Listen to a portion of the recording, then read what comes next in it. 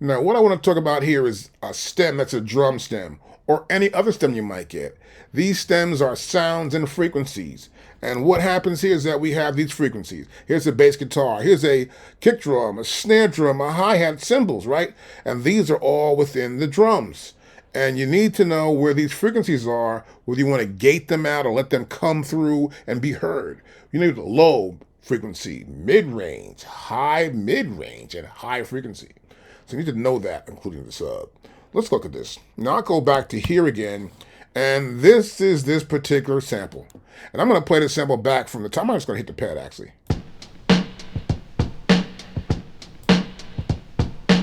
And you can hear this sample. It's got reverb on here, right? You hear it in the background. The snare drum hits. It's in the reverb. The bass drum is kind of low. As you can see it roll by here, as I hit it, these are the bass drums right here. Boom, boom, boom, right there. You can see that. So I can get out those bass drums and those hi-hats and the reverb. And I'm going to go to here. I'm going to pull up this thing on noise gate. I'm going to go right here on top of here. I'm going to press this one sample once.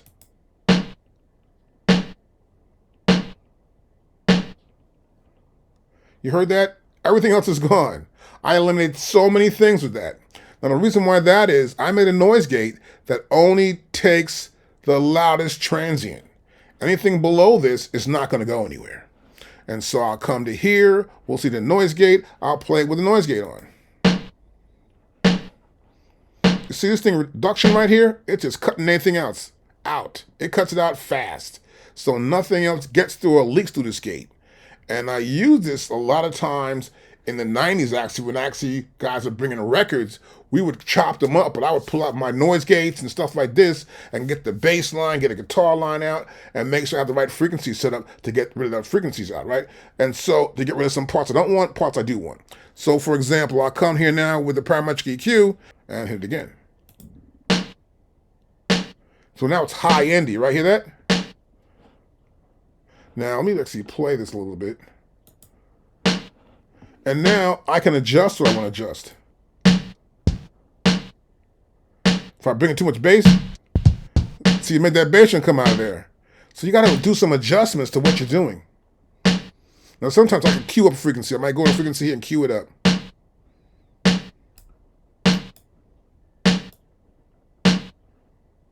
I can cue it up or bring it down, or depending on what frequency I choose.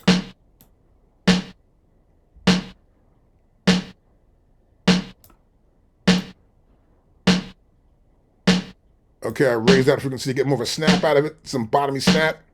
I like that. So you want to do this when you're actually going to take a stem or take any sample you got and want to stem it out yourself. Create a stem from a sample. Let's stop this. And that's what I'm doing here with this whole idea of using these plugins that come with the MPC program. Now again, I can do more than that. I can come to here, get the transients. Now transients are these things that go up and down inside of the waveform. This is a big transient, it's a smaller transient, and a smaller one. And of course, they make noise. The middle of this whole thing doesn't make much noise. So that's when you're on a line, like this line right here, the line that's going through here right in the middle. So what I want to do is bring a transient in, which is going to help edge those transients out. Okay, each transient will have a much more stronger attack. And this way they'll come past the gate. And so now I'll turn this on and I'll play it back.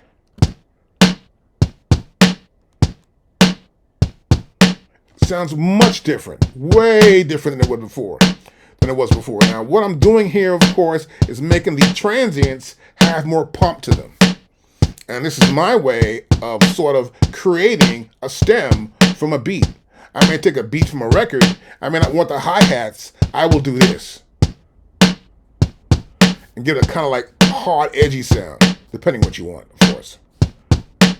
And you would adjust your EQ that way and adjust your system that way. So the whole thing is based on this one idea I have here. Of course, I said before, EQs, and know your EQ frequencies for your sounds, and you'll learn how to gate stuff out much more efficiently. So now I have a sample I want to use and create stems from this sample. And you can see it right here, of course. I can sort of stretch this out a little bit more, and you can see it right there. Perfect. And as I drag it to the middle, this is the stem I want to get together on. So I'm going to go back in here to create stems. And now I want to create stems of this particular sample. Let's cancel this out. Now what I want to do, or actually see here, the original sound is here. And I want to take the stems and put them over here on pad 16. I'll go back to sample edit, and next I'll go to create stems, and there we have pad 16. I select it by hitting this little button right here. I go to that, I see the banks, and I put in that one pad in that bank A. I can also get any one sample out of this I want, any one stem or all 4 stems. I will get all 4 stems.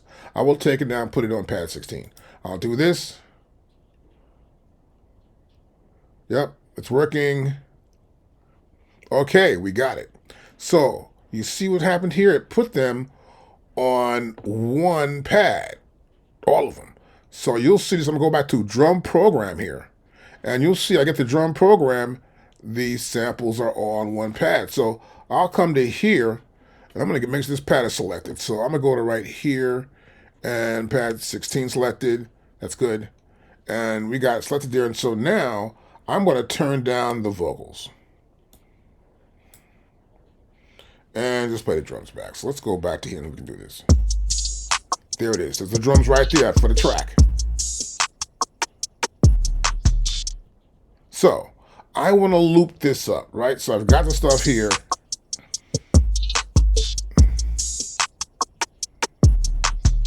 So next thing I want to do, I already looped up this one up here already. This one 13. So I would like to loop this one here. I've got this piece here lined up. So what I'm doing, I come here. I'm going to drag this over here. I'm going to pull this out of here against all 4 bars like that. And my tempo was 73 for the original. Now I turn down the vocals. I just got the drum pattern running right here. And I'm going to press play start. My metronome is on too as well. So we're good.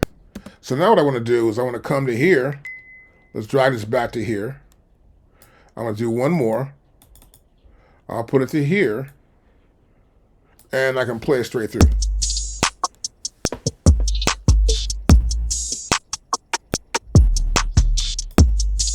That's not bad. I can bring this part in too. So I know the parts of this song are going to play together.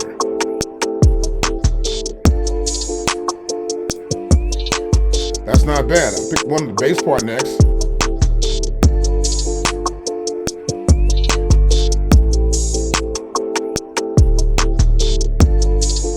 All right, that works for me. I got no problem with that part. Now, next what I want to do, I'd like to get up here and see if I can put them on separate tracks, and I want to change the pitch up and down. So, what I'll do here now is I'm going to look at this drum part, and I come to here and I look at the wave. And you can do the same thing on your MPC, whichever one you're using. In this case, you would go to the drum program and you select, I guess, warp. And you see these parts right here. So here, as you can see, as I go here to wave to see what's inside this sample, I will see that the BPM here is 145.94. That shocks me. It does loop at 73. I just looped it at 73, but it's not really 145. And so, in reality, I've got to actually change something to make this work. So what I'm going to do first, I'm going to sort of make a brand new sequence. I'm going to go back to grid here, make sure I see the grid right there. I'm going to go over here to sequences. I'm going to sequence number 2. I'll make a brand new sequence here. So I'm going to grab these samples and put them on pads for a whole new program. I want to create a brand new program. Okay, it's program number 3. And next thing I want to do, I want to go back to my home, and I can see my sample pool, and I can see the pads. So I want to bring out, I'm going to take out the drums first and put this on a pad. And next thing I want to do is I'm going to take out the other part, the music. And one more thing, I'll pull the bass out. Now, I know it's 73. I'm going to come right here and go to like, boom. We're going to go to 73. That's what it looped at. I want to see if these things will loop at 73. So I come to here. I want just 2 bars here. I got to make sure it's going to loop. So I'm going to do 2 bars real quick. I think this is 2 bars. And I'll go to here like this.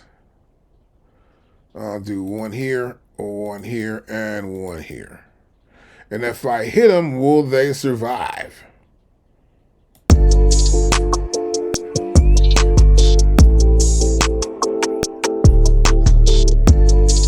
Okay, they work. I stop this here. So now I'm going to stop it totally right here. Now I don't want to keep playing it over and over, of course. I'm going to come in here, sort of squash this down like this, and I'm going to drag this part here out to here, and drag this part here out to there, so I can do it quickly, and drag this part here out to here, because I don't want to have it to keep playing off over and over. And I'll go back to program, and I will come to right where now? I come to this very first part right there, and I'd like to make sure this goes to note only. I'll go to here. I want to be note only.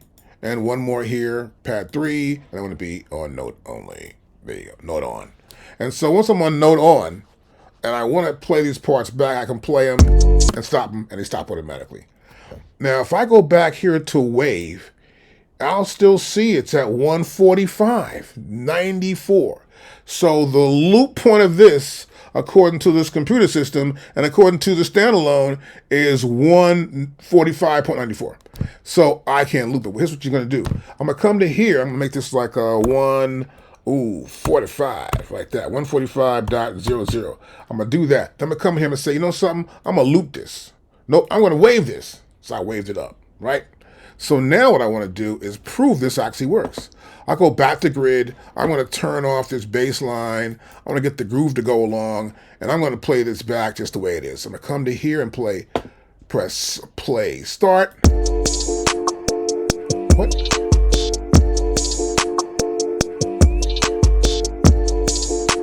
So you saw what happened. It's looping at 145, but cutting it off quickly, right? So now I want to make it 4 bars. Right there, 4 bars. Now I'll play it back again. From the play start. And it goes on and on there, right? So it's not 4 bars. No, now it's just 3 bars. This is amazing. I'll come back to here, and I want to drag this out to the 4 bars. Boom. Over to here. 4 bars over to here. And 1 more here. Has to do the same thing. And I'll see what happens here.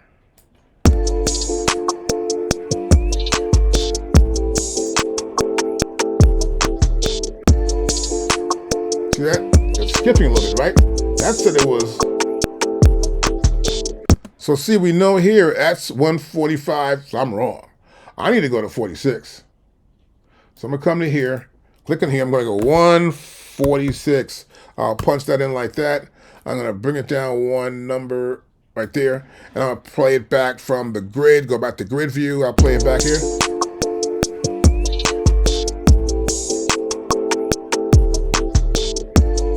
Okay, so I've got this 1 track, it's working at 146, I've got 3 stems. But I only took 1 stem, I warped it out, right? So I'm gonna go here and look at this first one here, and I'll see here, that's warped. I'll go back to grid, I'm gonna go back here to the other, and I'll go to here, and that's not warped. I wanna warp this out because this is the new tempo. And I go back to here to grid again, and I want to go here to drums, and I want to see if it's warped.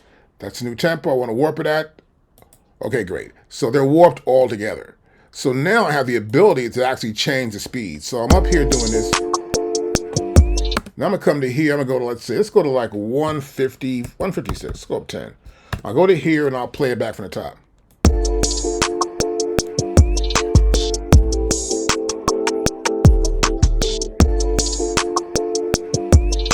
That's a common thing that might happen when you're actually trying to warp something out.